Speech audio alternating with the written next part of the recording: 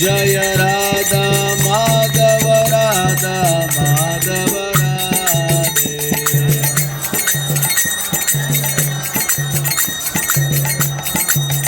जय राधा श्याम सुंदर राधा श्याम सुंदर राधे।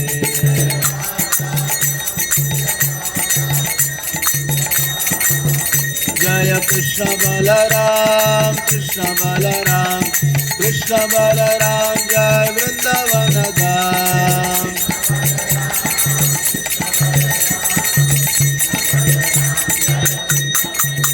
जय वृंदावन धाम वृंदावन धाम वृंदावन धाम जय कृष्ण बलराम।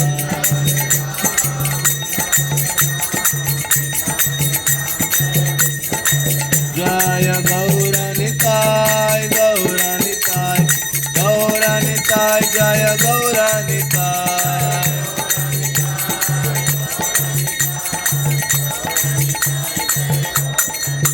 प्रभुपाद प्रभुपाद प्रभुपाद प्रभुपाद।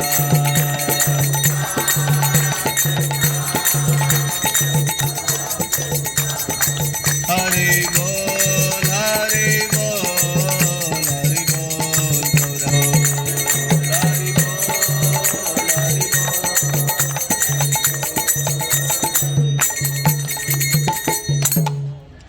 श्री श्री राधा श्याम सुंदर की, श्री श्री कृष्ण बलराम की, श्री श्री गौरनिताय की, वृंदावन धाम की, श्रील प्रभुपाद की निताय गौर प्रेमानंदे। ओम भगवते वासुदेवाय ओम नमो भगवते वासुदेवाय ओम नमो भगवते वासुदेवाय।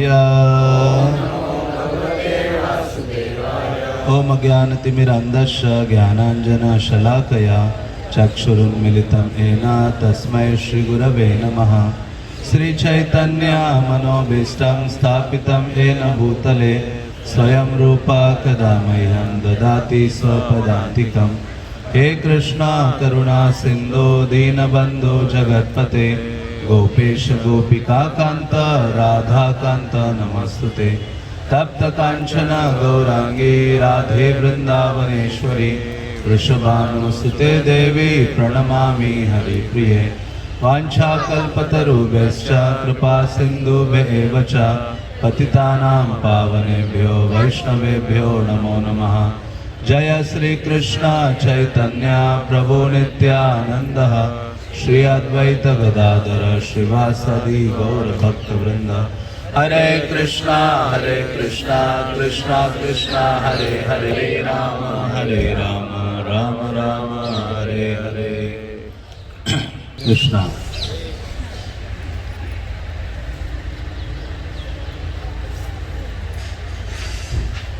तो हम सबका परम सौभाग्य है कि भगवान कृष्ण श्रीमती राधा रानी और श्रील प्रभुपाद की अनुकंपा के कारण हम सब वृंदावन धाम में उपस्थित हैं। तो शास्त्र कहते हैं कि जब हम किसी धाम में जब जाते हैं तो हमें क्या करना चाहिए या किस चीज़ के बारे में जानने का प्रयास करना चाहिए। तो संक्षेप में कहा जाए तो यदि किसी भी धाम में आप जाते हैं तो आपको 3 चीज़ों को जानने का अधिक से अधिक प्रयास करना चाहिए,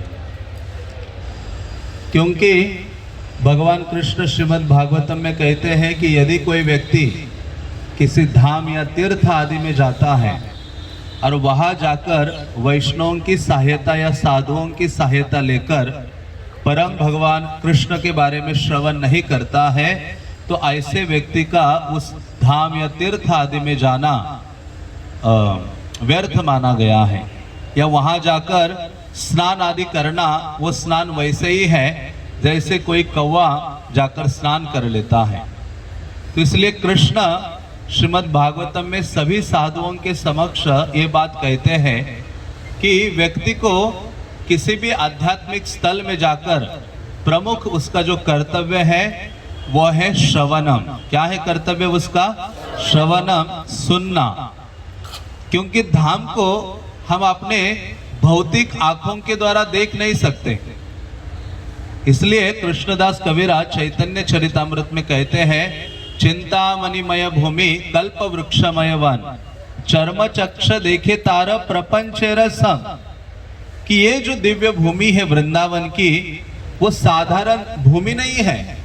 ये वृंदावन पृथ्वी का भाग नहीं है, हाँ, ये इस ब्रह्मांड का भाग नहीं है। इसलिए वो कहते चिंतामणिमय भूमि कल्प वृक्षमय वन, चर्म चक्ष देखे तार प्रपंच रसम। जो व्यक्ति अपने चमड़ी की आंखों के द्वारा ब्रजभूमि वृंदावन को देखने का प्रयास करता है, तो उसका वो देखना कैसे है?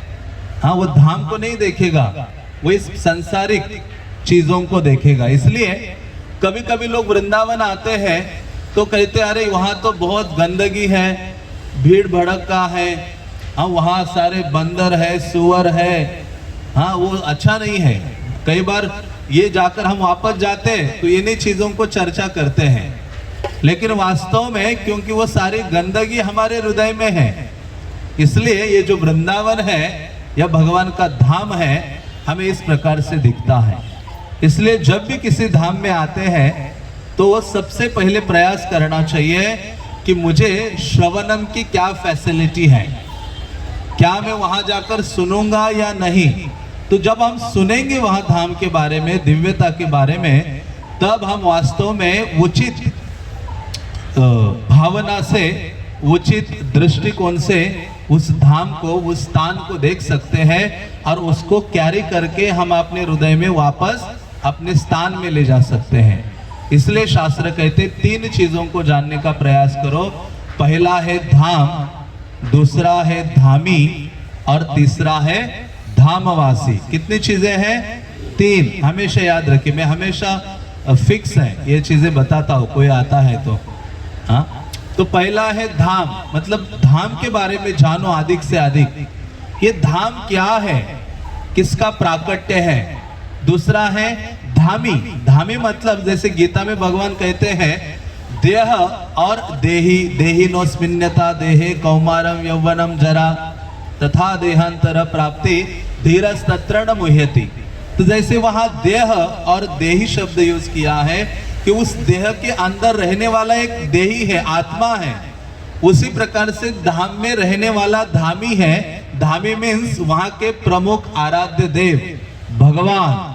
हाँ, तो वृंदावन के धामी कौन है? कृष्ण है। श्रीमती राधा रानी के साथ जो सदैव दिव्य लीला करने में अनुरक्त है वो धामी है। और तीसरी चीज क्या है? धामवासी। भगवान कभी अकेले नहीं होते हैं या धाम कोई खाली नहीं होता है। धाम है तो भगवान है और भगवान है तो उनके क्या है? भक्त है, धामवासी। तो यहाँ के जो निवासी हैं वो साधारण नहीं है, हाँ वो भगवान के सबसे प्रिय जन है। इसलिए ये 3 चीजें जानने का प्रयास करना चाहिए जब भी हम किसी धाम में जाते हैं, किसी आध्यात्मिक स्थान में जाते हैं। जब ये 3 चीजों को अधिक से अधिक जानेंगे, चर्चा करेंगे, मनन करेंगे, तो वास्तव में हम अपने साथ किसको ले जाएंगे? वापस कृष्ण को ले जाएंगे, धाम को ले जाएंगे। तो इसलिए ये हमारा उद्देश्य होना चाहिए। और जब तक व्यक्ति श्रवण नहीं करेगा, श्रवण कीर्तन धाम में आकर नहीं करेगा, तो उसका धाम में आना क्या है? व्यर्थ है। जैसे भक्ति सिद्धांत सरस्वती महाराज जब वृंदावन आए थे और अब बहुत सारे लोग वो परिक्रमा लेके आए थे, हजारों लोग आए थे, उनके शिष्य भी थे काफी सारे।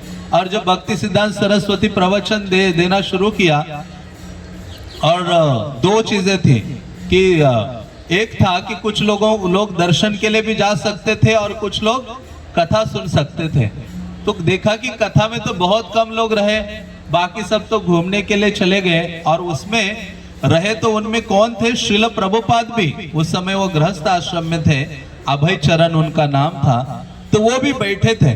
तो भक्ति सिद्धांत सरस्वती ने कहा कि देखो जितने भी चले गए ना इधर उधर दर्शन करने के लिए, वो तो अपने आय का एक्सरसाइज करने के लिए चले गए हैं, और वास्तव में जो धाम को देखने वाले हैं वो क्या किया है, यहाँ बैठे हुए हैं। क्योंकि भागवतम के दूसरे स्कंद में आता है श्रुत इक्षित पथा, कि श्रुत इक्षित पथा, श्रुत में सुनना और देखना। कैसे देखता है एक भक्त? कान के माध्यम से देखता है। तो इसलिए इस धाम की जो महिमा है, दिव्यताएं हैं, वो जो लीला स्थलियां हैं, उनके बारे में जब हम अच्छी तरह से सुनेंगे तब उचित दृष्टि से हम क्या कर सकते हैं, उस धाम को देख सकते हैं। तो इसलिए जो धाम है जिसका वर्णन भगवान ने भगवत गीता में भी किया है, न तद भासयते सूर्यो न शशांको न पावकः यद गत्वा न निवर्तन्ते तद धाम परमम मम। गीता में भगवान कहते हैं मेरा ऐसा धाम है जहां सूर्य और चंद्रमा नहीं है, और यदि कोई व्यक्ति एक बार उस धाम में जाता है तो वापस आता नहीं है। तो लेकिन हम तो वापस जाने के लिए आए हैं, तो भावना क्या होनी चाहिए? प्रभु भक्ति सिद्धांत सरस्वती के गुरु महाराज थे गौर किशोरदास बाबा जी महाराज। वो कहते थे जब धाम में जाओगे वृंदावन तो वन वे टिकट लेके जाना, वापस आने की भावना मत रखना। लेकिन हम निकलते तो पहले प्लान बनाते कि वापस मुझे जल्दी आना है। हाँ, तो भावना तो यही होनी चाहिए। प्रभुपाद कहा करते थे कोई व्यक्ति टिकट लेकर कार लेके धाम में नहीं पहुंच सकता।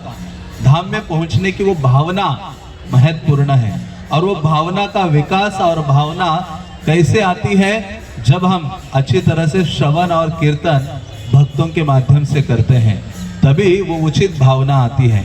इसलिए जो धाम है वो भगवान का निजी स्थान है, बहुत ही प्रिय स्थल है जो वृंदावन धाम है। इसलिए कृष्ण कहते हैं कि जैसे प्रभुपाद ने कोई पूछे कि ये धाम क्या अर्थ है, इस धाम का, प्रभुपाद ने भागवतम के 4 स्कंद में कहा है धाम शब्द का अर्थ है निवास। क्या अर्थ है? निवास। तो जहां भगवान निवास करते हैं उस स्थान को धाम कहा गया है। बल्कि ऐसे 3 प्रकार के धाम आते हैं। एक है जहां भगवान निवास करते वो स्थान धाम है, लेकिन दूसरा स्थान भी धाम है, और वो कौन सा है?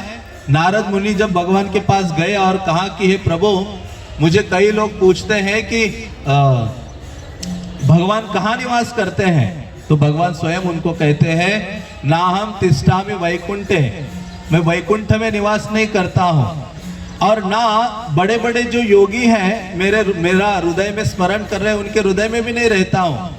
यत्र गायन्ति मद भक्ता तत्र तिष्ठामि नारद, जहां मेरे भक्तगण मेरा गान करते हैं वहां पे निवास करता हूं। तो जहां कथा कीर्तन होता है, शास्त्र कहते उस स्थान को भी धाम कहा गया है। और तीसरी चीज भगवान कहते हैं, भागवतम में ही कहते हैं कि साधवो हृदयम मह्यम, कि साधु मेरे हृदय में निवास करता है और मैं भी साधु के हृदय में निवास करता हूं। इसलिए नरोत्तम दास ठाकुर ने कहा तुम्हारा हृदय सदा गोविंद विश्राम। तो शास्त्र कहते 3 स्थानों को धाम कहा जाता है। एक तो जहां भगवान स्वयं निवास करते हैं, दूसरा जहां भगवान के कथा कीर्तन आदि होते उस स्थान को धाम कहा गया है, और तीसरा जिस भक्त का हृदय कृष्ण के प्रेम और सेवा भावना से भरा हुआ है, ऐसे भक्त के हृदय को भी शास्त्र क्या कहते हैं? धाम कहते हैं। तो इसलिए ये तीनों चीजें हमारे लिए हैं और तीनों चीजें हमारे लिए सहायक है। तो इस कारण से भगवान जब इस धरा धाम में आते हैं, ये जगत में आते हैं, तो वो अपना निजी धाम भी लेके आते हैं। प्रभुपाद कहा करते थे कि जैसे अमेरिका का राष्ट्रपति किसी और कंट्री में जाता है तो अपने साथ अपनी कार और सब कुछ लेके जाता है, तो उसी प्रकार से भगवान अपना गोलोक धाम या वैकुंठ आदि जब छोड़कर इस पृथ्वी पे आते हैं तो आने से पहले किसको भेजते हैं? अपना निजी स्थान, अपना धाम भेजते हैं।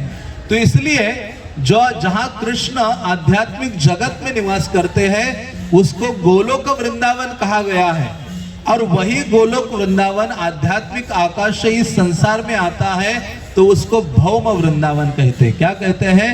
भौम वृंदावन। तो जहां हम निवास कर रहे हैं या बैठे हैं, ये स्थान भौम वृंदावन है, और ये इस पृथ्वी का भाग नहीं है। ये अपराध है। कोई कहता है कि वृंदावन उत्तर प्रदेश में है, किसी और डिस्ट्रिक्ट में है या भारत में है, शास्त्र कहते नहीं। हाँ, ये किसी ये स्थान का अंश या भाग नहीं है, क्योंकि ये अछूता है।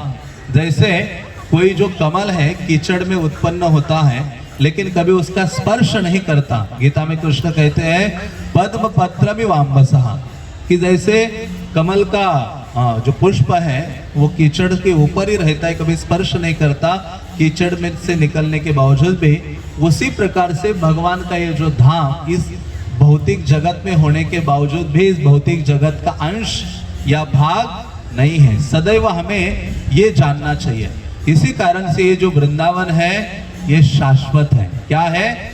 शाश्वत है। ये पृथ्वी भी नष्ट हो जाए, संहार आदि होता है, प्रलय आदि होता है, तो पृथ्वी के सारी डूब जाती है, नष्ट हो जाती है एक प्रकार से, लेकिन ये जो भगवान का धाम है वो प्रलय से भी प्रभावित नहीं होता। जैसे हम श्रीमद् भागवतम में वर्णन आता है कि जब पृथ्वी रसातल में चली गई थी, सागर के अंदर, तो भगवान ने वराहदेव का अवतार लिया था और महासागर से वराहदेव ने क्या किया, अपने दांतों के ऊपर उस पृथ्वी को धारण करके लेके आ गए, ऊपर जल से ऊपर लेके आ गए। जैसे ऊपर आए तो ये पृथ्वी देवी वराहदेव के दांतों के ऊपर ऐसे गोल बैठी हुई थी और वह ऊपर आती है तो देखती कि अरे सामने तो मुझे और एक स्थान नजर आ रहा है जहां गायें चल रही है, वृक्षवल्ली है, सारे प्राणी हैं, मनुष्य भी परिक्रमा कर रहे हैं। हाँ, तो ये वराहदेव को पृथ्वी माता, ये वराह पुराण में आता है, गर्ग संहिता में वर्णन आता है कि पृथ्वी माता वराहदेव को कहते हैं कि हे प्रभु, अभी मैं तो नीचे चली गई थी, तो यहाँ जीवन कैसे है सबका? तब भगवान वराहदेव कहते हैं कि हे पृथ्वी, ये मत समझना कि तुम्हारे कारण ही सबका अस्तित्व है, ऐसा नहीं है। हाँ, आप जो देख रहे हो ना सामने, पहाड़ भी है, वृक्ष भी है, पशु भी है, लोग भी हैं, वो क्या है? वृंदावन धाम है। क्या है? वृंदावन धाम। और इसलिए भगवान वराह जब पृथ्वी देवी को लेकर आए तो परिक्रमा मार्ग में एक स्थान आता है कि वहां आकर उन्होंने लाया और वराहदेव वहां बैठ गए, थोड़ा विश्राम करते। तब पृथ्वी ने देखा कि अरे यहाँ तो सब कुछ है। तब भगवान कहते हैं कि क्या है? ये मेरा धाम है, वृंदावन जो शाश्वत है, और तुम्हें भी मैं यहाँ रखूंगा। तो किसके आधार में रखूंगा?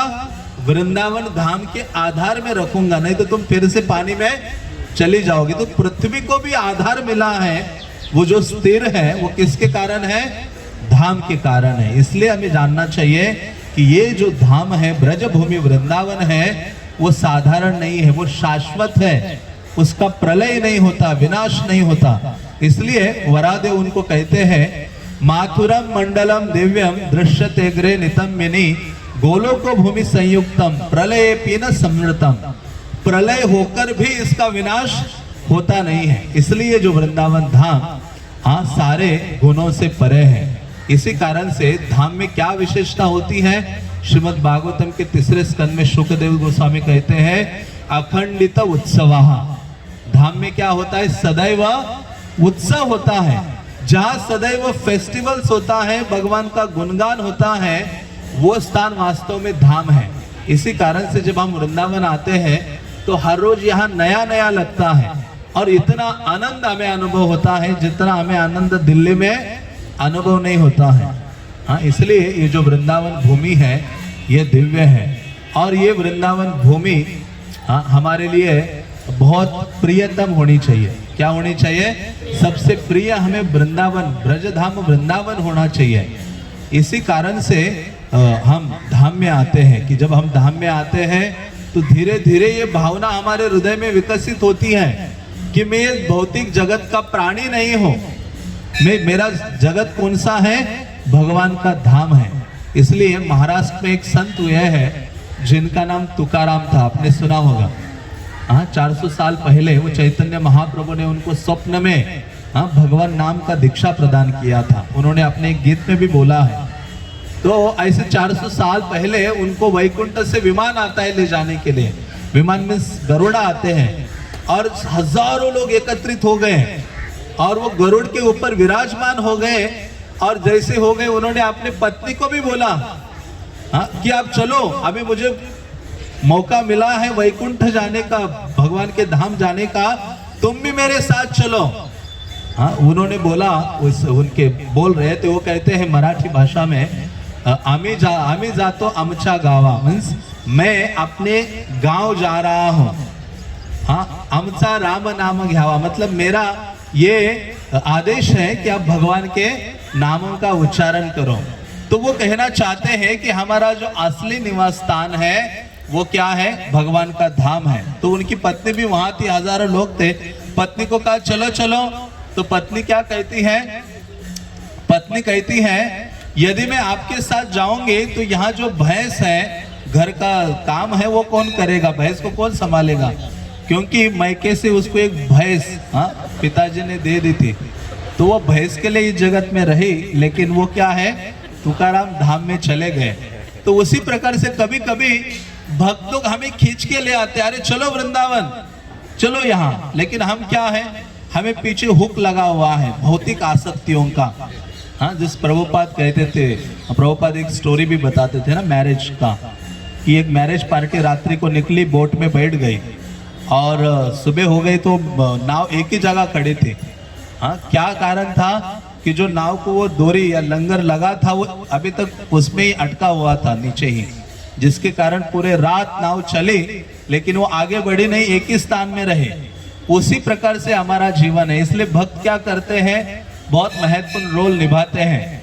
हमारे मन में भी नहीं होता, इच्छा भी नहीं होती, तो भी हमें किसी ना किसी प्रकार से बताते हैं, बुलाते हैं और खींचकर हमें क्या करते, वृंदावन ले आते हैं। यात्रा इसलिए तो होती है, इसलिए महाभारत कहता है कि गृहस्थ के कई सारे कर्तव्य हैं, उनमें से उसका एक कर्तव्य क्या है, साल में कम से कम 2 बार अपने परिवार को लेकर धाम और तीर्थ आदि में जाना चाहिए।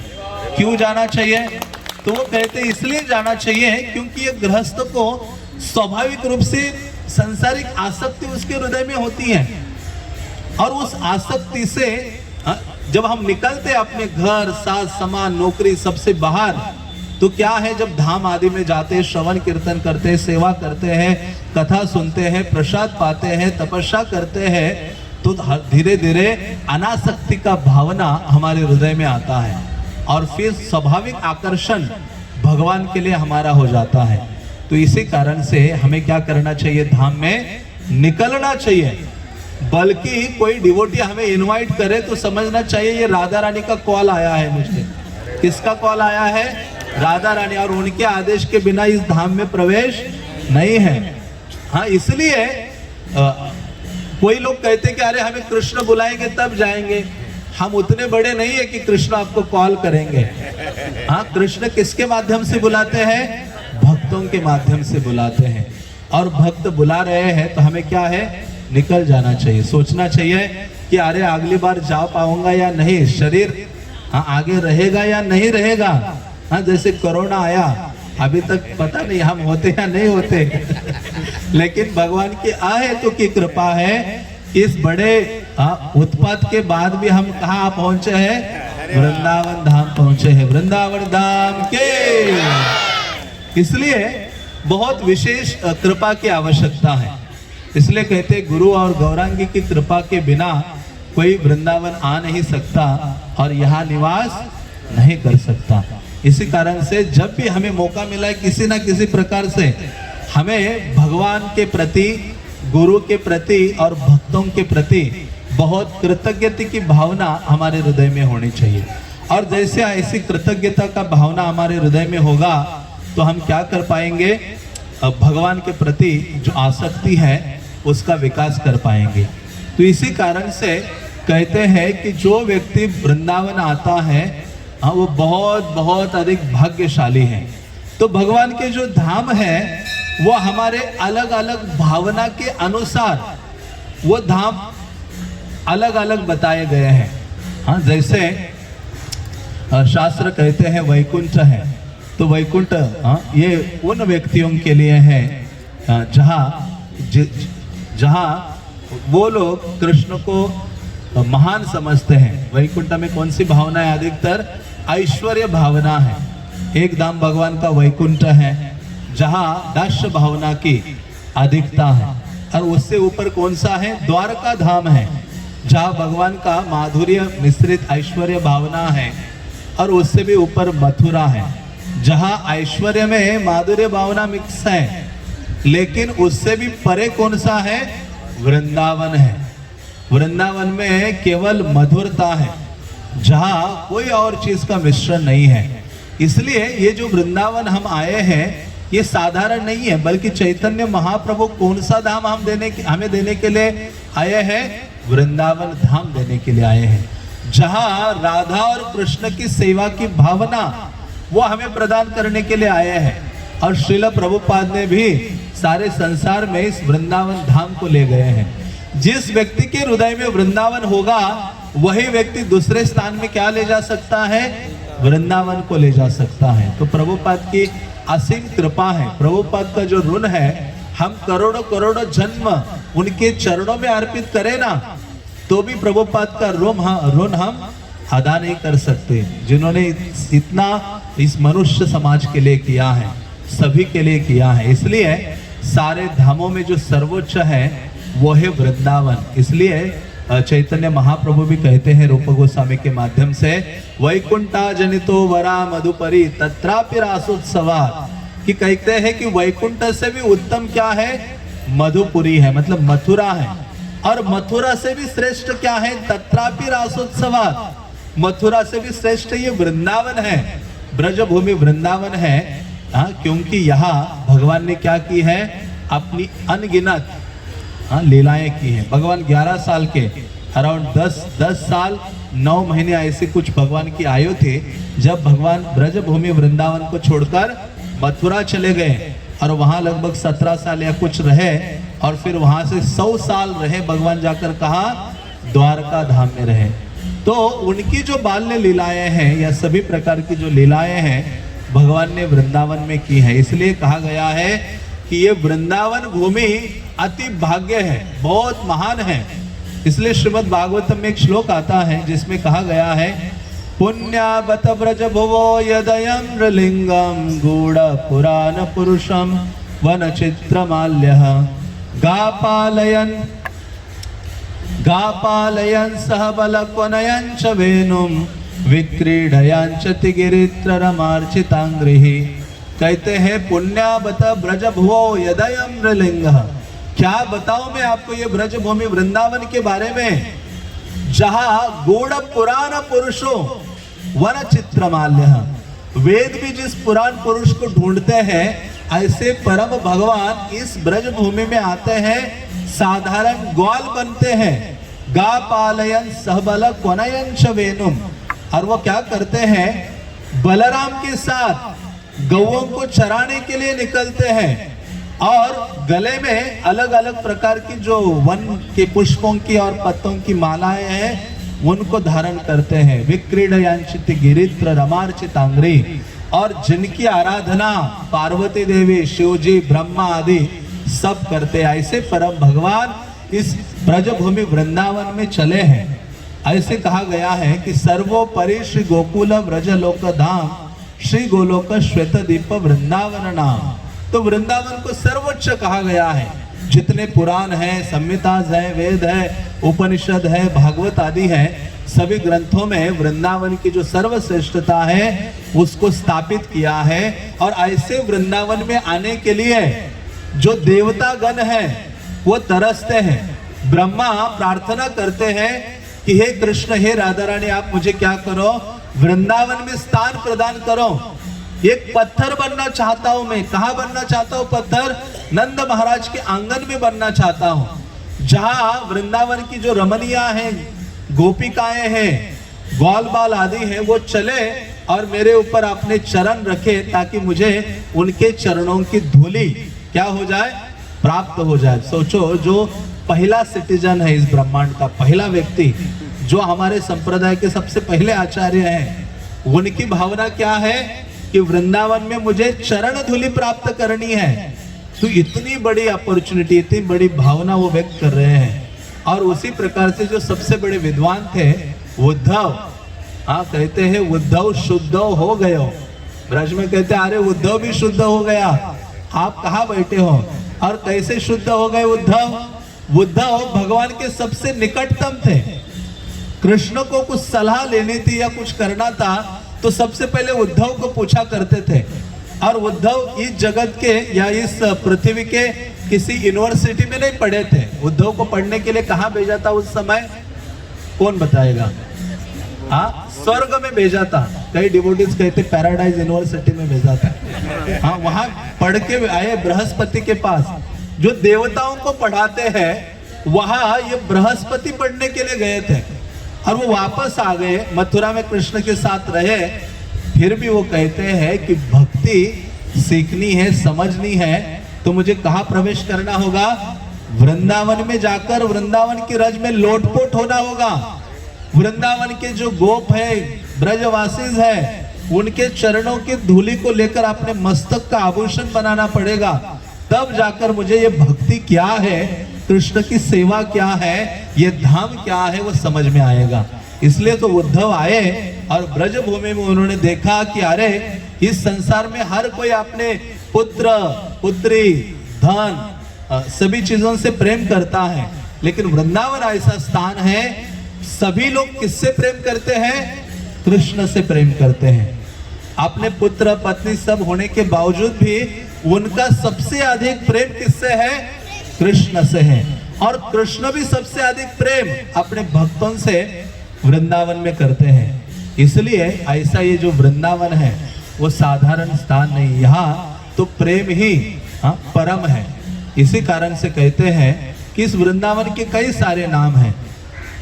एक नाम है ब्रज, सुना है आपने? ब्रज, ब्रज कहते हैं या ब्रज भूमि भी कहा जाता है। तो ब्रज क्यों कहा जाता है?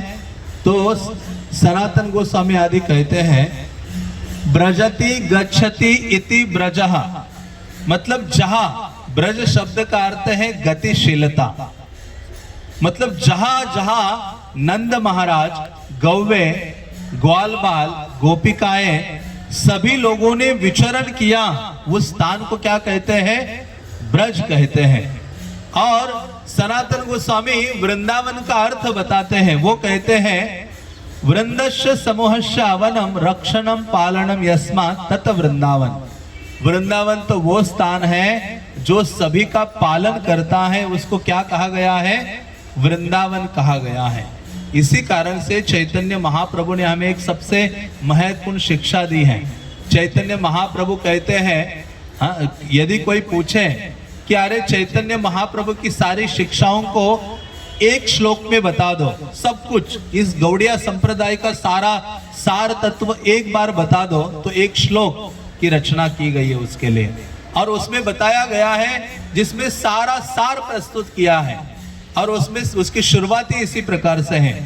यदि कोई कहता है कि आप इस भक्ति में लगे हो तो आपके आराध्य देव कौन है, तो उस श्लोक की शुरुआत ही उससे होती है। वो कहते हैं आराध्य भगवान ब्रजेश तनयम तद धाम वृंदावनम।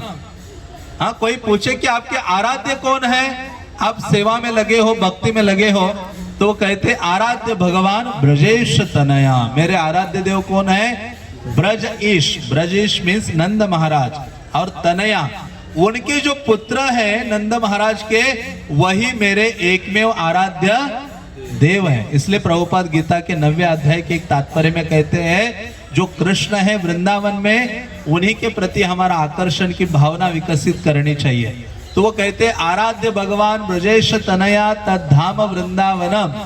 केवल कृष्ण ही आराधनीय नहीं है, बल्कि कृष्ण का जो धाम है वो भी हमारे लिए क्या है? आराधनीय है, उतना ही सेवा करने योग्य है। और वो कहते कि आप कौन सी विधि का पालन करते हैं, तो वहां कहते हैं रम्या काचित उपासना व्रजवधु वर्गेन वा कल्पिता। हमारी प्रोसेस तो वही है, जिस भावना से, जिस विधि से गोपियों ने भगवान की सेवा आराधना की है, वो हमारी भावना है। तो कोई कहेगा इसका प्रमाण कहाँ है, तो चैतन्य महाप्रभु कहते हैं श्रीमद् भागवतम प्रमाणम अमलम। प्रेम पुमार्थो महान। श्रीमद् भागवत इसके लिए प्रमाण है। और भगवान के प्रति प्रेम की भावना का विकास करना यही हमारे जीवन का क्या है, लक्ष्य है। इसी कारण से कहते हैं श्री चैतन्य महाप्रभुर मतमिदम तत्रादरो नः परा, यही चैतन्य महाप्रभु का मत है।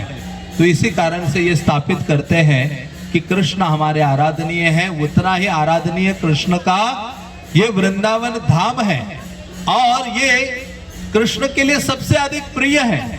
इस धाम के बारे में कोई ऐसा वैसा बोलता है तो कृष्ण के आंखों से आंसुओं की धारा बहने लगती है। इसलिए तो कहा गया है भागवतम आदि ग्रंथों में, जीव गोस्वामी आदि कहते हैं कि कृष्ण वृंदावन को छोड़कर एक कदम भी बाहर नहीं जाते। एक पादम न गच्छति, एक पद भी छोड़कर वृंदावन से बाहर कृष्ण जाते नहीं है, इतना उनको वो प्रिय है धाम। हाँ, इस जैसे गर्ग संहिता में एक कथा आती है कि जब प्रलय हुआ था, नैमित्तिक प्रलय, उस समय शंखासुर ने क्या किया, ब्रह्मा सो रहे थे तो एक शंखासुर आया और उसने सोए हुए ब्रह्मा के मन से या बुद्धि आदि से क्या किया, उनके वेद सारे चुरा लिए और वो समुद्र में चला गया। जिस कारण से सारे देवताओं का बल आदि खत्म हो गया।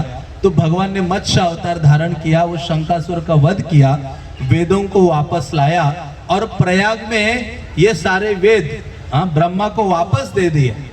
और उसके बाद वो जो प्रयाग स्थान है, जो त्रिवेणी जिसको हम कहते हैं, गंगा यमुना और सरस्वती जहाँ एकत्रित होती हैं, उस त्रिवेणी में ये यज्ञ आदि होकर ब्रह्मा को ये सारे वेद वापस दे दिए। फिर से ब्रह्मा नॉलेजेबल हो गए और तब वो जो प्रयाग है उसको क्या किया, सारे तीर्थों का राजा भगवान कृष्ण ने बनाया। जितने भी इस पृथ्वी तल में तीर्थ हैं उनका राजा प्रयाग को बनाया। इसलिए प्रयाग को क्या बोलते हैं, तीर्थराज कहा जाता है। हाँ, तीर्थ और धाम में अंतर है। तीर्थ पापों को विनष्ट कर देता है, मतलब पाप आपके खत्म कर देता है, लेकिन पाप करने की प्रवृत्ति हमेशा हमारे हृदय में बनी रहती है। लेकिन धाम का अंतर क्या है, धाम में आकर पाप ताप तो वैसे उसके स्पर्श करने मात्र से, हाँ, वृंदावन भूमि में एक कदम डालने मात्र से अनंत अनंत जन्मों के पाप ताप खत्म हो जाते हैं। उसके अलावा जो पाप करने की प्रवृत्ति है वो भी नष्ट हो जाती है और भगवान के प्रति जो प्रेम की भावना सुप्त है वो हमारे हृदय में जागृत हो जाती है। ये विशेष अंतर है। इसलिए तीर्थ, ये हरिद्वार है, तीर्थ प्रयाग है, ये सारे तीर्थ हैं, ठीक है, वहां जाना भी ठीक है, लेकिन अधिकतर कहाँ जाना चाहिए व्यक्ति को, धाम में जाना चाहिए। भगवान का जो धाम है, वृंदावन है, जगन्नाथपुरी है, द्वारका है, बद्रीनाथ है, ऐसे जो प्रमुख प्रमुख धाम हैं उनमें जाना चाहिए। और जो व्यक्ति वृंदावन धाम आता है उसने सारे धामों में भी, अन्य धामों में जाने का फल उसने प्राप्त कर लिया है। किसी अन्य स्थान में जाने की उसको विशेष आवश्यकता नहीं है, लेकिन फिर भी हमें जाना चाहिए। क्यों? क्योंकि वहां जब जाते हैं वहां भी भगवान की महिमा आदि को सुनते हैं तो और अधिक जो प्रेम और अफेक्शन की भावना वो भगवान के प्रति हमारी बढ़ती है। तो जैसे फिर इसको ये पद मिला, ये जो तीर्थराज प्रयाग को तुझे भी पद मिला कि वो सारे तीर्थों का राजा है, तो घमंड आ गया। किसी व्यक्ति को कुछ अचीवमेंट हो जाती है, कुछ वो कर लेता है तो बड़ा घमंडित हो जाता है। तो ये नारद मुनि ने देखा। कभी कभी हम अपना आचरण समझ नहीं पाते कि मैं घमंडी हूँ या नहीं हूँ, गर्व बढ़ रहा है कि नहीं बढ़ रहा है। अकेले होते तो लगता है मैं एक शुद्ध भक्त हूँ, मेरे जैसा हम्बल भक्त इस जगत में कोई नहीं है। लेकिन जैसे भक्तों के बीच में आ जाते हैं ना, तब पता चलता है मेरे असलियत क्या है, क्योंकि बाकी भक्त देखते रहते हैं और हमें फिर ठीक करते हैं। इसलिए कहते हैं भक्तों के बीच रहना चाहिए, भक्तों के संग होना चाहिए। इसलिए जब वृंदावन भी आते हैं, हमारे आचार्य भक्ति सिद्धांत, भक्ति विनोद ठाकुर, प्रभुपाद, ये सारे आचार्य कहते हैं अकेले नहीं आना चाहिए। हमेशा कैसे आने का प्रयास करना चाहिए, भक्तों के संग में आने का प्रयास करना चाहिए। और कहते वृंदावन आओ तो 3 दिन से ज्यादा मत रहो, क्योंकि हमारी आदत क्या होती है, जब किसी चीज से हम फैमिलियर हो जाते हैं तो वो रोज के जैसे लगती है, हाँ, मतलब साधारण लगने लगती है। तो वृंदावन में भी 3 दिन से अधिक नहीं रहना चाहिए, और रहे तो भक्तों के संग में रहे और निरंतर एंगेज्ड होना चाहिए। जिसके पास करने के लिए कुछ नहीं है ना वृंदावन में, तो उसके लिए बहुत कठिन है। हाँ, वृंदावन उसके लिए बहुत कठिन है। इसलिए क्या है, हमेशा प्रयास करो भक्तों के संग में रहे, जितना अधिक हो सके उनकी आज्ञाओं का पालन करे और अधिक से अधिक हरि नाम का उच्चारण करे, कथा सुने, कुछ ना कुछ सेवा करने का प्रयास करें। हाँ, हम सब भक्तों के बीच में होते हैं तो सेवा भावना करें, क्योंकि धाम में जब हम सेवा करते हैं, धाम में जब हरि नाम लेते हैं, वृंदावन में हजारों गुना उसका लाभ है। एक माला करो तो वृंदावन में 1000 माला करने के समान है। और थोड़ी भी सेवा करो तो राधा रानी का ध्यान आकृष्ट कर लेते। अच्छा, ये वृंदावन आए, मेरे भक्तों का ये सेवा कर रहा है। तो इस प्रकार से वृंदावन में जब हम आते हैं तो सेवा की भावना बढ़ानी चाहिए। हरि नाम हमें जप करना चाहिए, प्रयास करें अधिक से अधिक, और जितना हो सके अपना निद्रा आदि उनसे थोड़ा कम ही रहे 2-3 दिन। जितना आदि हो सके जगे रहो। क्या करो? जगे रहो। इसलिए तो महाप्रभु ने बोला है, जीव जागो जीव जागो गोरा चांद बोले।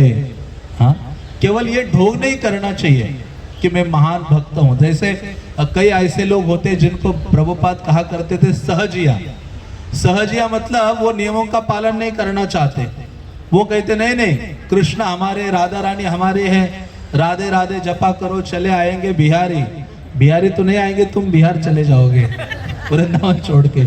तो प्रयास क्या होना चाहिए, यहाँ जो प्रभुपाद और भक्तों के आदेश है उनको हम पालन करें और हरि नाम आदि का उच्चारण करें, सेवा और कथा को हम क्या करें, सुने, तब हमें इस धाम का लाभ प्राप्त हो सकता है।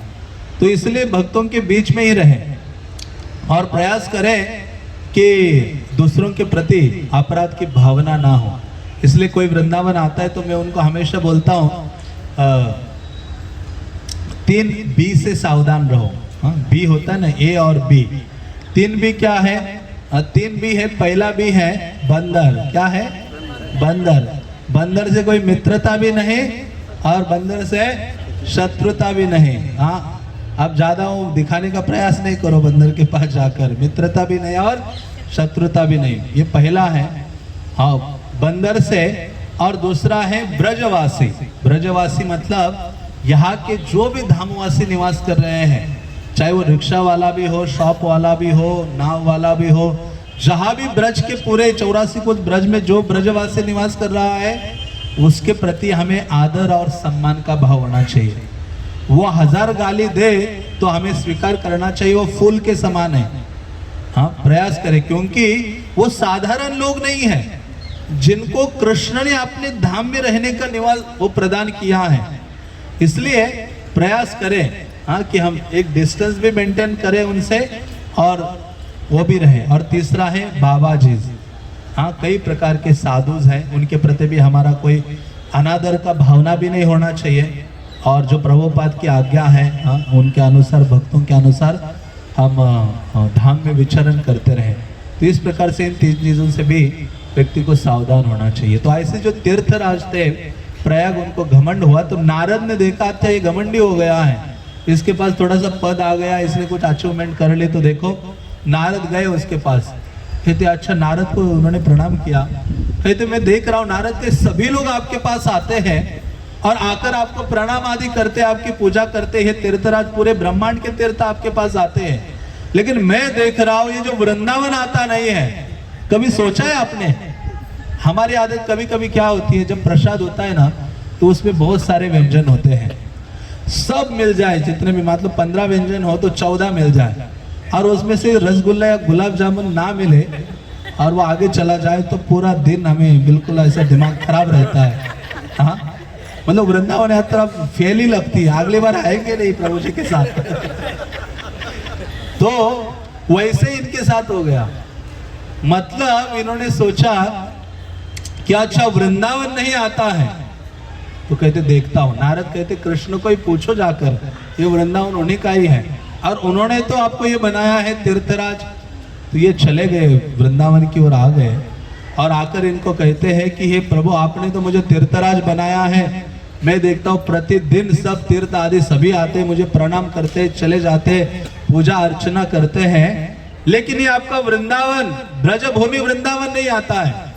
क्यों नहीं आता है? जैसे बोला ना, तो कृष्ण के आंखों में आंसू ऐसे ना आ गए। मतलब कृष्ण इतने प्रेम करते वृंदावन से, आप नहीं जानेंगे। हाँ, जब कई सारे ऐसा वर्णन आता है ग्रंथों में, कृष्ण अपने प्राणों से अधिक प्रिय ये वृंदावन है। क्यों ये प्राणों से अधिक प्रिय है? क्योंकि यहाँ उनके भक्त निवास करते हैं, क्योंकि भगवान अपने प्राणों से अधिक भक्तों से प्रेम करते हैं। हाँ, इसी कारण से वृंदावन अधिक प्रिय है। इसलिए आप देखो, इस वृंदावन का नाम उन्होंने कृष्णवन, राधावन ऐसे कुछ नहीं रखा। क्या रखा है? वृंदा, जो उनके डिवोटी हैं, भक्त है महान, जिनके नाम से अपने धाम का नामकरण उन्होंने वृंदावन किया है।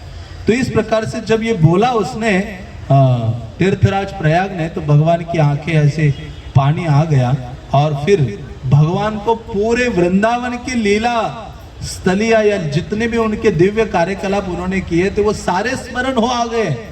और फिर भगवान उनको बोले, भगवान क्या बोले? धरायाम सर्व तीर्थानाम त्वं कृतस्तीर्थरान्मया किंतु स्वस्य ग्रहशापि न कृतोराट त्वमेव ही। उन्होंने कहा, अरे मूर्ख तीर्थराज, तुम्हें मैंने इस धरा में, पृथ्वी में जो तीर्थ है उनका राजा बनाया है, लेकिन किंतु स्वस्य ग्रहशापि न कृतोराट त्वमेव ही। लेकिन ये वृंदावन मेरा क्या है? घर है। क्या है? घर है। घर का राजा नहीं बनाया तुम्हें। तुम्हें क्या करो, यहाँ आकर रोज प्रणाम किया करो, तुम्हें यहाँ शुद्ध हुआ करो। इसलिए ये जो तीर्थराज प्रयाग है, ये भी नंदगांव आप जाते हैं तो वहां आकर भी क्या कर रहा था, एक दिन सुबह सुबह लोटपुट हो रहा था धूली में अपने को शुद्ध करने के लिए। और ये जो कुंभ मेला चल रहा है ना, उसके पीछे भी ये तीर्थराज प्रयाग का भी एक और कथा है। तीर्थराज प्रयाग यहाँ आए थे और ये जो पानी घाट है, परिक्रमा मार्ग में जगन्नाथ मंदिर आदि है, उसका जो एरिया है, वहां आकर काले थे, पूरे काले पड़ गए थे। तो आकर वहां क्या कर रहे थे? धूल में लोटपोट हो रहे थे पूरा। और जब ये ब्रज की धूली में लोटपोट हो गए, यमुना का जल डाला, मेनली ब्रज की जो धूली है उसमें लोटपोट हो गए, तो वो जो कालापन था उनका वो क्या हो गए? बिल्कुल गोरे हो गए। क्यों? जब उनको पूछा गया तो कहते हैं त्रिवेणी में, या ये कुंभा के समय त्रिवेणी में हजारों लोग आते हैं, स्नान करते हैं, सारे पाप मेरे ऊपर आकर क्या हो जाते हैं? छोड़ देते, मैं काला पड़ जाता हूँ। लेकिन शुद्ध होने के लिए मुझे भी कहाँ आना पड़ता है? वृंदावन आकर ब्रज की धूले में लोटपोट होना होता है। इसलिए कहा गया है, जब आप जगन्नाथपुरी जाते हो तो अधिक आपको क्या करना चाहिए? यहाँ तक जगन्नाथ का प्रसाद खाना चाहिए। कोई इधर उधर की चीज अंदर जाने के लिए जगह ही नहीं बचनी चाहिए। हाँ, जगन्नाथपुरी जाओ तो दो कार्य करो, कंठ भर भर के प्रसाद खाओ जगन्नाथ का, और आंखें भर भर के जगन्नाथ का दर्शन करो। दो ही कार्य जगन्नाथपुरी के लिए है। और जब आप मायापुर जाते हो तो वहां क्या करो? भगवान का नाम संकीर्तन करो। हरे कृष्णा कृष्णा कृष्णा हरे हरे, हरे राम राम राम हरे हरे। हाँ, और यहाँ जब आते हो, वृंदावन आते हो, तो क्या करो? वृंदावन की ये जो रज है, हाँ, उसमें लोटपोट होने का प्रयास करो। ये वृंदावन की जो मिट्टी साधारण नहीं है, कृष्ण की चरण धूली है। क्या है? कृष्ण की चरण धूली। शास्त्र कहते हैं कि वृंदावन वो स्थान है जहां कृष्ण ने सभी जगह जूते चप्पल यूज किए हैं। मानो वो द्वारका गए तो राजा थे, चप्पल जूते पहनते थे वहां राजा के वेश में। लेकिन बाकी मानो राम भी अयोध्या में पहना करते थे। लेकिन एक ही ऐसा धाम है जहां कृष्ण ने क्या नहीं पहने? जूते चप्पल कुछ नहीं पहने, बल्कि उनकी माता लाके दे रहे थे, लेकिन उन्होंने कहा नहीं पहनूंगा। हाँ, तो ब्रज का ये जो ब्रज भूमि है, यहाँ एक इंच भी ऐसा स्थान नहीं बचा है कि जहां कृष्ण ने अपने चरण नहीं रखे। ये भावना हमेशा रहनी चाहिए कि जहां जहां मैं पाँव डाल रहा हूं, वहां वहां कृष्ण के क्या पड़े हैं? चरण पड़े। वहां वहां की धूली हमें अपने मस्तक आदि में लगानी चाहिए और आलसी नहीं होना चाहिए उनकी धूली में प्रणाम आदि करने के लिए।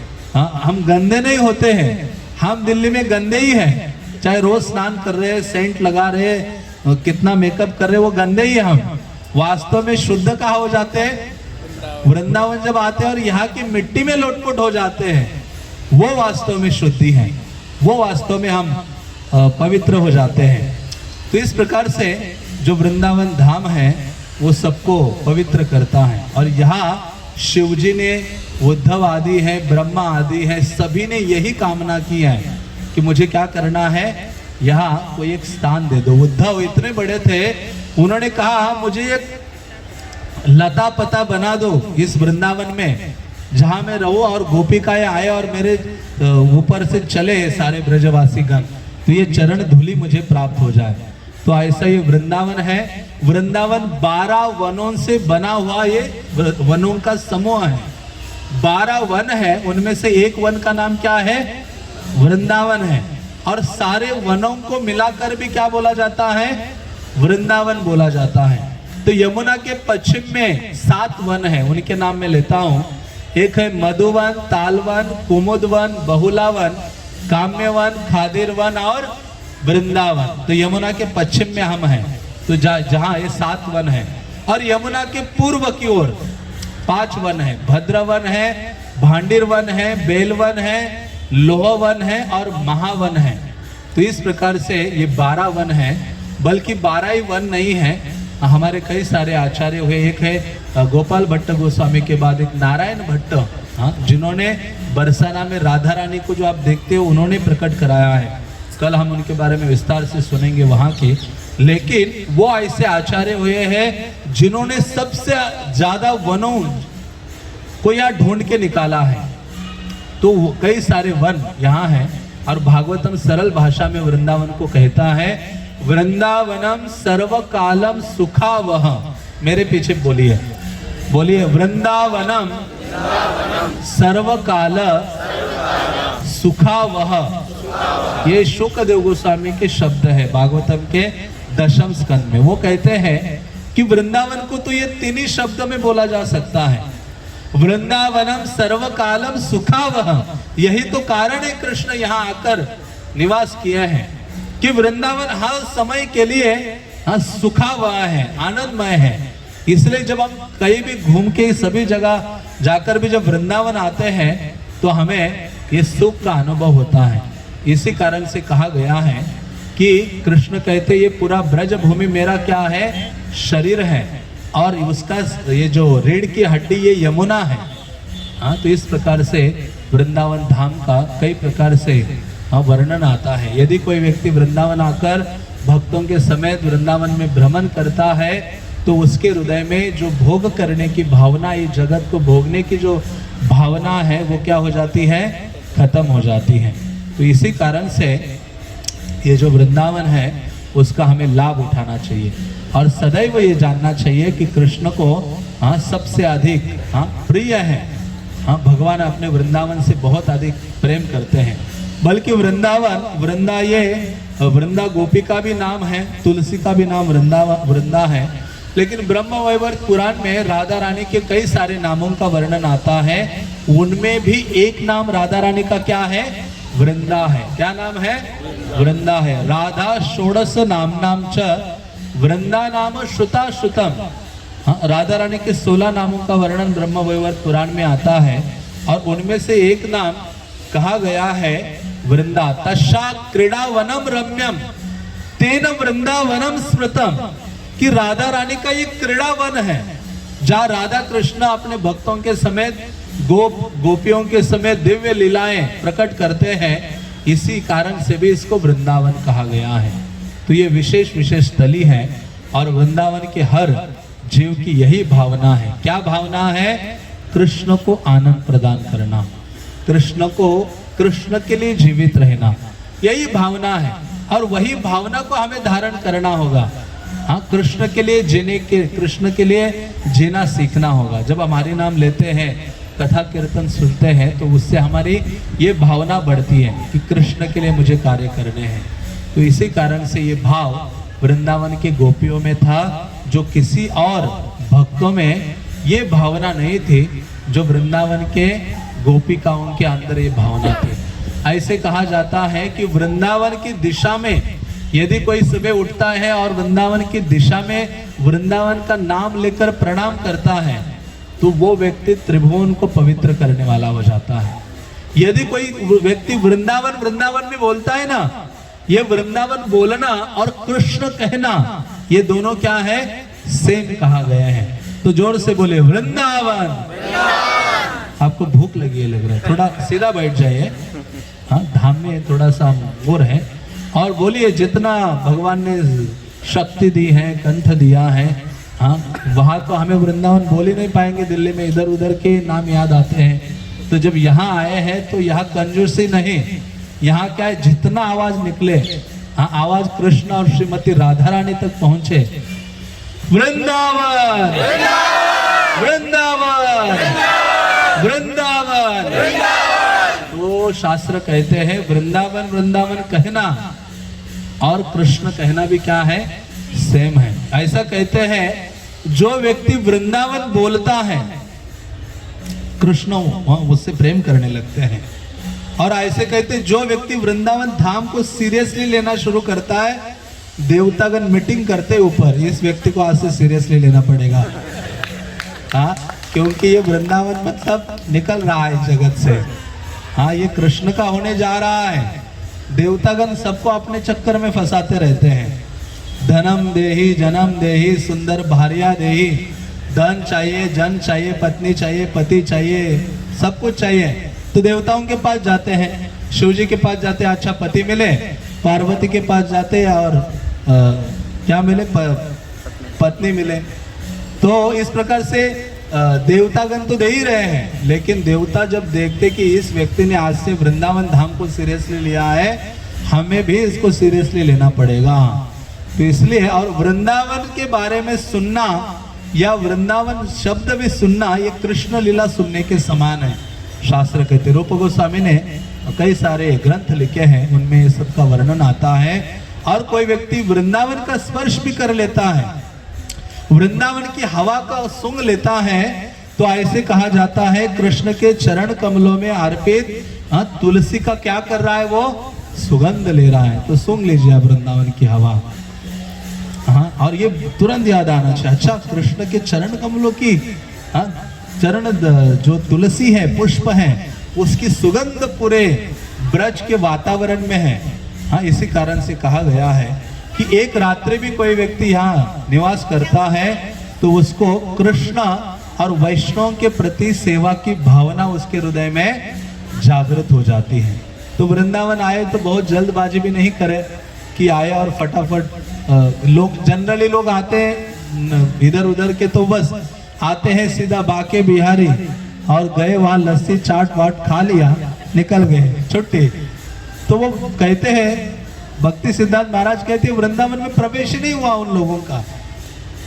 अब वृंदावन तो ऊपर ऊपर घूम के चले गए, वृंदावन में प्रवेश कैसे होता है, जब हम गुरु का आश्रय लेते हैं, वैष्णव का आश्रय लेते हैं और सेवा भावना हृदय में रखते हैं, तो वास्तव में कहाँ प्रवेश मिलता है, हमें वृंदावन में प्रवेश मिलता है। ये वृंदावन साधारण नहीं है जहाँ प्रवेश नहीं हो सकता। हजारों लोग आते हैं वृंदावन, लेकिन ऊपर ही वो सैर करके निकल जाते, वो प्रवेश नहीं कर पाते।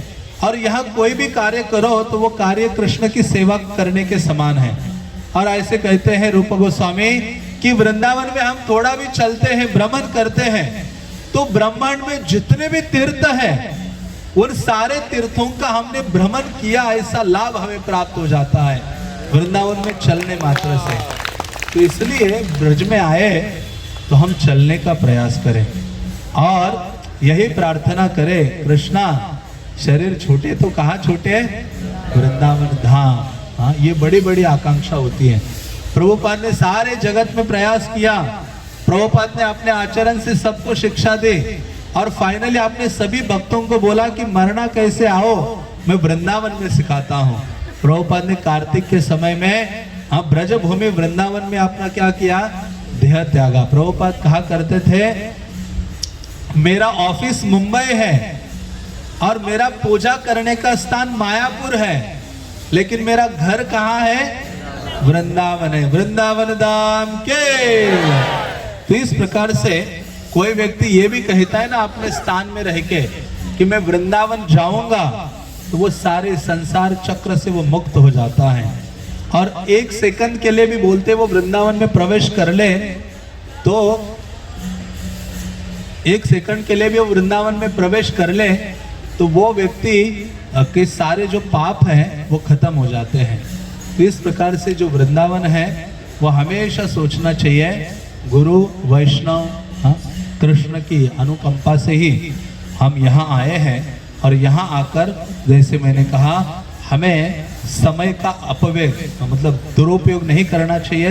कोई सांसारिक बातें हैं वो करने का प्रयास ना करे, दिल्ली के इतिहास निकालने का यहाँ प्रयास ना करे, प्रयास करे कि आपस में कौन सी चर्चा करें, कृष्ण से संबंधित ब्रज से संबंधित चर्चाएं हम करते रहें। तो इस प्रकार से वृंदावन का भावना तो यही है, सभी जीवों का उद्देश्य है कृष्ण को संतुष्ट करना। जैसे वर्णन आता है, आपने वो सुना है, वो मैं तो रिपीट नहीं करूँगा। जब कृष्ण को हेडेक हो रहा था, सर दर्द हो रहा था, तो सभी से नारद ने कहा कि अरे दवाई, नारद को पूछा दवाई क्या है, कृष्ण बोले भक्तों की चरण धूली। तो किसी द्वारका में कृष्ण थे, किसी रानी ने दी नहीं, लेकिन नारद आए यहाँ वृंदावन में और गोपिकाएं यमुना के किनारे थी। गोपिकाओं को कहा कि कृष्ण वहाँ बीमार है, उनका सर दर्द हो रहा है, आप क्या चरण धूली दे सकते, यही उनकी दवाई है। तो कहती है नारद बोरी लेके आओ बड़ी बड़ी, कितनी चाहिए बताओ। तुरंत यमुना में जल में दौड़ी ये गोपिकाएं, चरण धोए और यमुना के किनारे की जो ब्रज रज है मिट्टी, उसमें नाचने लगी कृष्ण नाम का उच्चारण करके। नारद झुक गए उनके चरणों में, कहने लगे, क्योंकि द्वारका की रानियां तो कहते पाप लगेगा, हमारे चरणों की धूली देंगे हम कृष्ण को, लेकिन गोपियां कहते हम मरने के लिए भी तैयार हैं यदि कृष्ण आनंदित हो जाएंगे, सुखी हो जाएंगे, प्रसन्न हो जाएंगे। तो इसी प्रकार का भाव एक भक्त का होता है, हाँ, कि इसलिए तो चैतन्य महाप्रभु ने वो सिखाया है, आश्लिष्वा पादरताम पिनष्टुमा, कि हे कृष्ण आप मुझे आलिंगन करें या फिर मुझे लात मार के दूर भी भगा दे, लेकिन आप ही मेरे आराध्य रहेंगे। इसलिए भक्त की भावना क्या होती है, जीवन में सुख भी आ जाए या पहाड़ के समान दुख भी आ जाए तो भी वो कृष्ण के चरण छोड़ता नहीं है। तो उसी प्रकार से ये वृंदावन का भावना है। हाँ, बल्कि वृंदावन के जो गोप और गोपिकाएं हैं वो सूर्य और चंद्र की आराधना करते हैं केवल इसलिए कृष्ण को देखने के लिए। जैसे भगवान के जो गोप सखा है, मंडली भद्र है, सुबल आदि है, ये सखा चंद्र सरोवर में जाते चंद्र की पूजा करते हैं, इसलिए नहीं कि जीवन और सुख अधिक लाभ मिले, हेल्थ वगैरह ठीक हो जाए, वो केवल इसलिए चंद्र की पूजा करते कि चंद्र तुम जरा जल्दी 1 मिनट पहले उदित हो, मतलब उग जाओ, जल्दी आ जाओ, ताकि सूर्य 1 मिनट पहले आएगा और 1 मिनट पहले हम किसका दर्शन करेंगे, कृष्ण का दर्शन करेंगे। हाँ, सखागण ये भावना होती थी। और राधा रानी और सखिया सूर्य की पूजा करने के लिए जाते थे, इसलिए जाते थे कि तुम 1 मिनट पहले क्या हो जाए, अस्त हो जाओ सूर्य, ताकि चंद्र जल्दी आ जाएगा, हम दिव्य क्रीड़ाएं कृष्ण के साथ कर सकते हैं, हाँ कृष्ण को देख सकते हैं। तो वो तो ऐसी भावना है ब्रज में। तो इसलिए सबका जो उद्देश्य है ब्रज भावना का वो यही है, कृष्ण को प्रसन्न करना। और इस वृंदावन में हम वैसे नहीं आ सकते, भौतिक भोग भावना को लेकर नहीं आ सकते। इसलिए कहा गया है कि विषय छाड़िया कबे शुद्ध हमें मन, कबे हम हेरिबो श्री वृंदावन। नरोत्तम दास ठाकुर हमें कहते हैं, कब मेरा मन विषय आदियों को छोड़ देगा इस संसारिक, और कब वो शुद्ध होगा और तब मैं वृंदावन को देख पाऊंगा।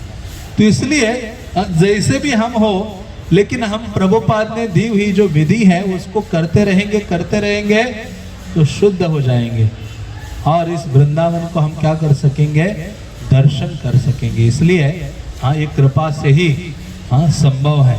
इसी कारण से प्रयास तो यही होना चाहिए, भावना यही होनी चाहिए कि अपनी सारी योग्यताओं को दूर छोड़ दें। जैसे प्रभुपाद कहा करते थे, वृंदावन कैसे जाना है उसका उदाहरण पढ़ना है, समझना है तो श्रीमद् भागवतम या कृष्णा बुक में अक्रूर का वो चैप्टर पढ़ना चाहिए कि अक्रूर वृंदावन कैसे गए। हाँ, प्रभुपाद कहते वो पढ़कर वृंदावन आना चाहिए।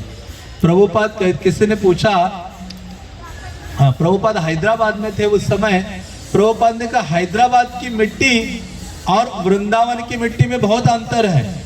हैदराबाद की जो मिट्टी है वो भौतिक है, लेकिन वृंदावन की जो रज है वो क्या है, आध्यात्मिक है। उस रज से भी आप कुछ प्रार्थना करोगे भक्ति के लिए, वो रज आपकी उस प्रार्थना को, इच्छा को पूर्ति कर देंगे, इतनी पावरफुल है।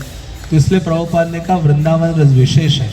इसलिए प्रभुपाद जैसे आचार्य हुए नहीं है, आप यदि ध्यान से देखेंगे प्रभुपाद ने प्रतिदिन सुबह हमें वृंदावन दिया है, और वृंदावन की रज भी हमें प्रतिदिन दी है। कैसे दी है?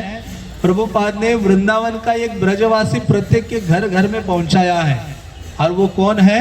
तुलसी महारानी वृंदा देवी के रूप में। सुबह हम उठते हैं, इसलिए तुलसी को सीरियसली लेना चाहिए। 5 विभूतियां हैं, उनमें से वृंदावन में प्रवेश करने के लिए ये तुलसी की कृपा, वृंदा देवी की कृपा बहुत आवश्यक है। कहते कि ये ब्रजवासी वृंदा देवी तुलसी हर एक के घर में है, इसलिए तो कहा गया है कि तुलसी के निकट हरि नाम लो, तुलसी के निकट जप करने का प्रयास करो। और तुलसी की जो मिट्टी है ना, वो वृंदावन की रज है। वृंदावन की रज और तुलसी के चरणों की मिट्टी में शास्त्र कहते कोई अंतर नहीं। इसलिए तो हम उठाकर कहाँ लगाते हैं? अपने माथे में लगाते हैं, रोज ब्रज रज लगाते हैं। तो ये भावना हमारी रोज होनी चाहिए, और इसी भावना से तुलसी देवी वृंदा देवी को भी हमने अप्रोच करना चाहिए। तो जब हम वृंदावन आते तो उपाधि त्याग देनी चाहिए। मैं इतना पढ़ा लिखा हूँ, मैं धनवान हूँ, मैं ये योग्य हूँ, मैं ये पद है, ये सारे पद हम दूर फेंक के आने चाहिए। सारी उपाधियां छोड़कर एक साधारण सेवक की भावना से वृंदावन में आना चाहिए। इसलिए महाप्रभु ने कहा गोपीर भरतुर पद कमलयोर दास दासारु दास। मैं तो गोपियों के चरण कमलों के दास के दास के दास का दास हूँ। जब हम भक्तों के बीच में होते तो यही भावना से हमें व्यवहार करना चाहिए। मैं तो एक सेवक हूँ, मुझे तो कृपा की आवश्यकता है। जिस भक्त की ये भावना होना मुझे भगवान की भक्तों की कृपा की आवश्यकता है, उसके लिए कृष्ण भक्ति भगवान का जो धाम है बहुत सरल हो जाता है, और भगवान का धाम उसको रिवील हो जाता है, प्रकट होने लगता है। हाँ, वो साधारण नहीं देखता। एक बार एक शिष्य और एक गुरु वृंदावन में आए, और वो गुरु चल रहे थे आगे, शिष्य पीछे चल रहा था, लेकिन गुरु जो चल रहे थे वो ऐसे कूद कूद के चल रहे थे, जंप मार मार के। तो देखा, और शिष्य भी नीचे देख के चल रहा था, अच्छा ये गुरुजी ऐसे कूद कूद के कैसे क्यों चल रहे हैं? तो शिष्य ने पूछा गुरुजी आप ये कूद कूद के क्यों चल रहे हैं? गुरुजी ने कहा अरे तुम्हें दिखाई नहीं दे रहा है, यहाँ सब जगह कमल के पुष्प ऐसे दिख रहे हैं मुझे, मेरा पाँव किसी के ऊपर ना पड़े इसलिए मैं जा रहा हूँ। और लेकिन शिष्य को क्या दिखाई दे रहा था? भैंस का गोबर ऐसा बड़ा बड़ा पड़ा हुआ दिख रहा था। तो कहते ये दृष्टि है। हाँ, गुरु क्या देख रहे थे? सब जगह कमल पुष्प देख रहे थे ब्रजभूमि वृंदावन में, और शिष्य को तो वहां गोबर आदि नजर आ रहे थे। तो इस प्रकार से हमारा दृष्टि बहुत तुच्छ है। तो आध्यात्मिक गुरु की कृपा से ही वृंदावन धाम रिवील होता है। तो उनकी सेवा और उनके आदेशों को हम निभाते रहेंगे तो ब्रजभूमि वृंदावन हमारे लिए सरल हो जाएगा, और बिना सेवक की भावना से ब्रजभूमि के इस मिट्टी में लोटपोट हो जाएंगे। हाँ, तो हम भी, हमारे हृदय में भी भगवान का नाम रूप गुण लीला जागृत हो सकता है। तो इसलिए कहते क्यों वृंदावन आना चाहिए? पहली चीज है कि हमारी जो ये कीचड़ युक्त जो चेतना है उसको शुद्ध करने के लिए वृंदावन धाम आना चाहिए। दूसरा, वृंदावन धाम आना चाहिए वैष्णवों के कृपा को प्राप्त करने के लिए। और तीसरा क्यों? क्योंकि चैतन्य महाप्रभु यहाँ आए थे। भक्ति विनोद ठाकुर कहते हैं गौरा अमान जे सब स्थाने करेलो भ्रमण रंगे से सब स्थान हेरिबो आमी हाँ प्रणय भक्त संगे। कहते मैं वहां जाने के लिए तैयार हूँ जहां जहां मेरे गौरांग महाप्रभु गए हैं। कैसे जाऊंगा? हाँ, उस धाम से प्रेम रखने वाले भक्तों के साथ जाऊंगा।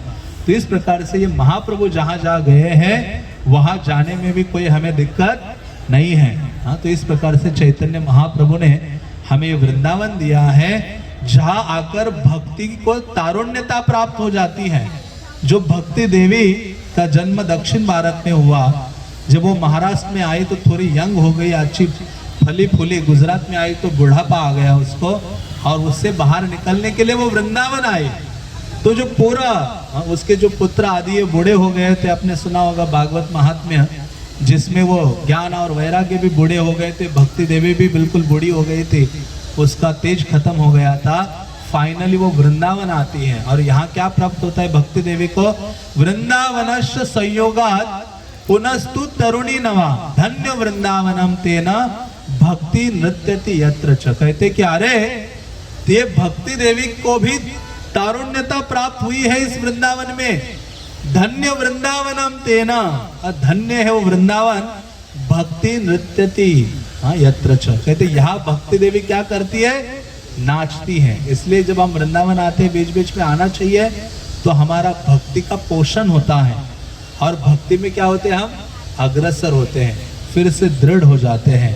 तो इस प्रकार से आप सबसे यही प्रार्थना है कि जब आप वृंदावन आए तो इसका पूरा लाभ उठाइए। कहने के लिए तो कई चीजें हैं। चैतन्य महाप्रभु ने रामानंद राय से एक प्रश्न पूछा था। उन्होंने पूछा था, सर्वत्यजे जीवेर कर्तव्य कहा वास। उन महाप्रभु ने पूछा था कि सब कुछ छोड़कर व्यक्ति को कहाँ निवास करना चाहिए? तो उन्होंने बोला था रामानंद राय ने, ब्रजभूमि वृंदावन जहाँ लीला रास। कहते वृंदावन में रहना चाहिए, लेकिन वो संभव नहीं हमारे लिए। इसलिए प्रभुपाद कहते 3 प्रकार के ब्रजवासी होते हैं, तो हम तीनों में से एक बनने का प्रयास करना चाहिए। एक ब्रजवासी कौन है? जिसने यहाँ जन्म लिया, वो क्या है? ब्रजवासी है। दूसरा ब्रजवासी, इतना तो हमारा सौभाग्य है नहीं कि हम ब्रज के इस स्थान में जन्म ले और यहाँ रहें। दूसरा ब्रजवासी कौन है? जिसने इत्र तत्र जहां कहीं भी जन्म लिया हो, उसको फाइनली समझ में आ गया कि जाना कहाँ है? वृंदावन। वो फाइनली आके वृंदावन में निवास करता है, यहाँ कृष्ण की सेवा में लगता है, उसको भी ब्रजवासी कहा गया है। लेकिन तीसरा ब्रजवासी बहुत महत्वपूर्ण है और विशेष है।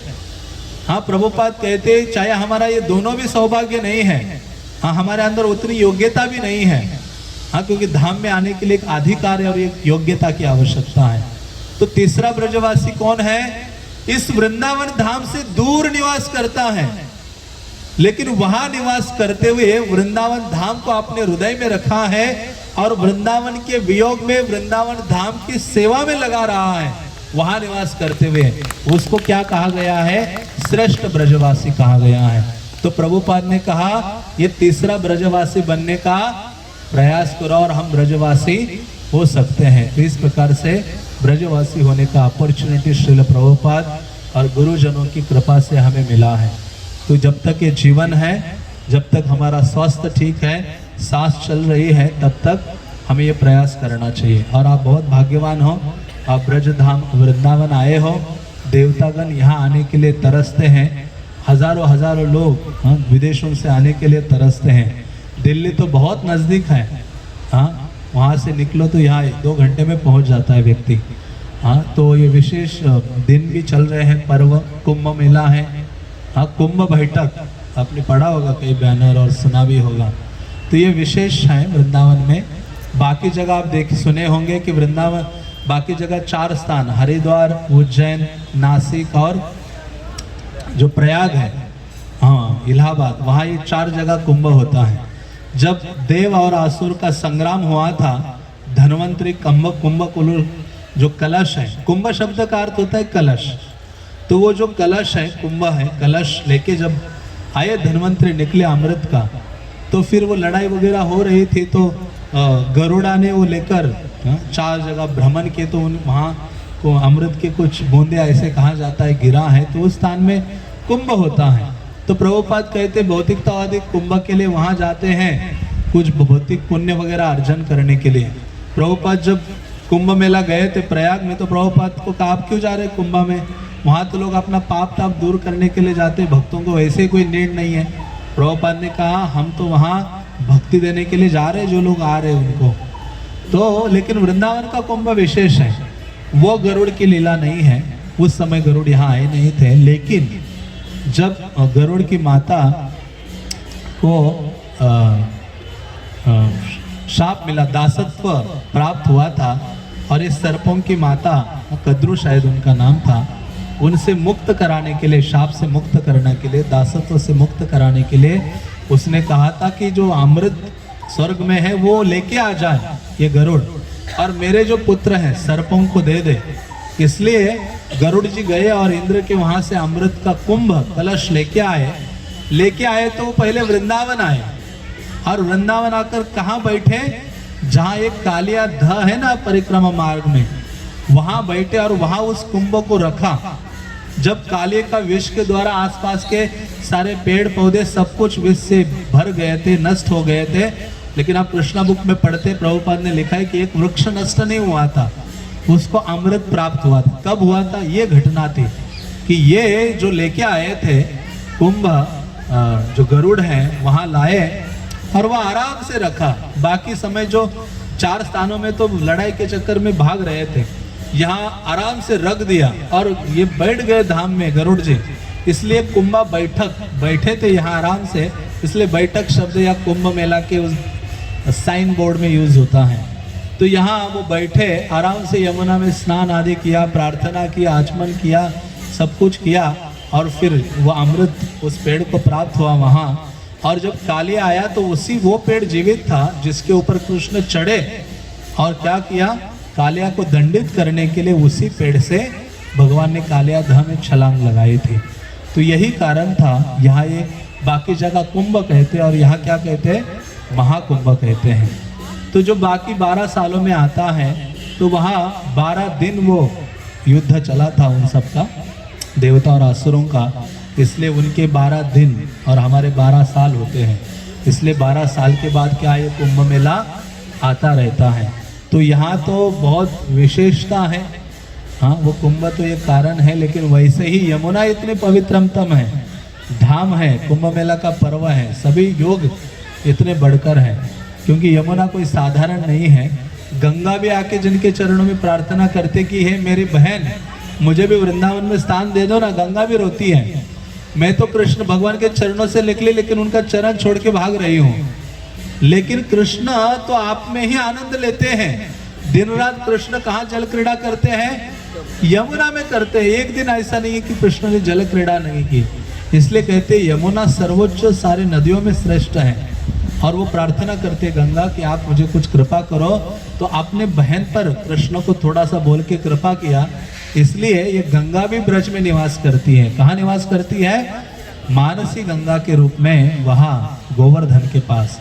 तो इसलिए यमुना वो है जहाँ गंगा से तो गंगा ने चरणों का स्पर्श किया है, लेकिन यहाँ कृष्ण के सर्वांग का स्पर्श यमुना को प्राप्त हुआ है।